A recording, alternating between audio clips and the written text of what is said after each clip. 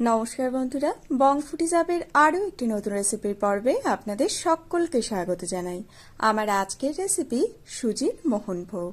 যে কোনো উপোস বা পুজো পার্বণের দিনে ভোগ হিসাবে আপনারা কিন্তু এই সুজির মোহনভোগ খুব সহজেই এবং কম সময়ে তৈরি করে নিতে পারেন।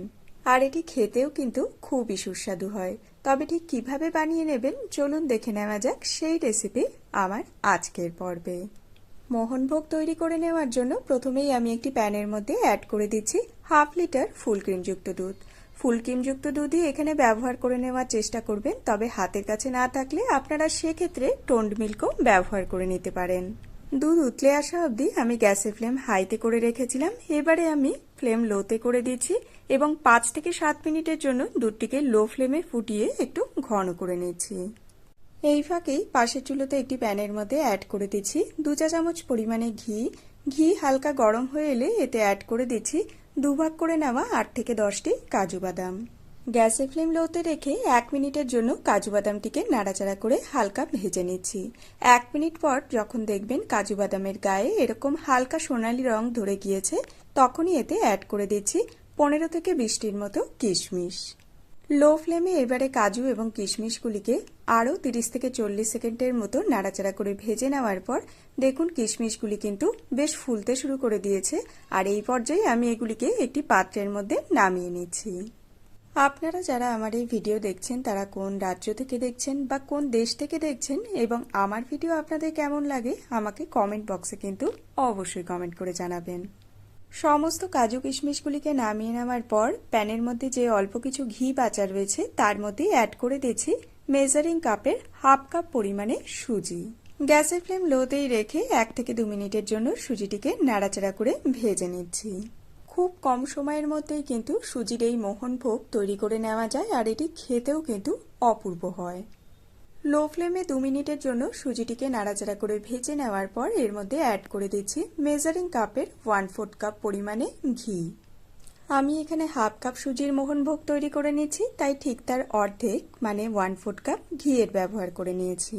আপনারা যদি 1 কাপ সুজির মোহনভোগ তৈরি করে নেন সেক্ষেত্রে 1/2 কাপ ঘিয়ের ব্যবহার করে নিতে হবে। তবে এখানে সুজিটিকে কিন্তু লাল করে ভেজে নেওয়ার একদমই দরকার নেই। সুজির কালার জাস্ট হালকা একটু চেঞ্জ হয়ে আসা অবধি সুজিটিকে নাড়াচাড়া করে ভেজে নিতে হবে। লো ফ্লেমে সুজিটিকে 3 থেকে 4 মিনিটের মতো ভেজে নেওয়ার পর দেখুন সুজিটি বেশ সুন্দর কিন্তু ভাজা হয়ে গিয়েছে এবং সুজির কালারও হালকা চেঞ্জ হয়ে এসেছে। সেই সাথে সুজি থেকে কিন্তু ঘিও ছাড়তে শুরু করে দিয়েছে। আর পাশের চুলোতে যে আমরা দুধ জালে বসিয়ে রেখেছিলাম সেখানে কিন্তু দুধ জাল হয়ে বেশ কিছুটা ঘন হয়ে এসেছে। এবারে এই ঘন গরম দুধ এই ভেজে নেওয়া সুজির মধ্যে অ্যাড করে দিলাম।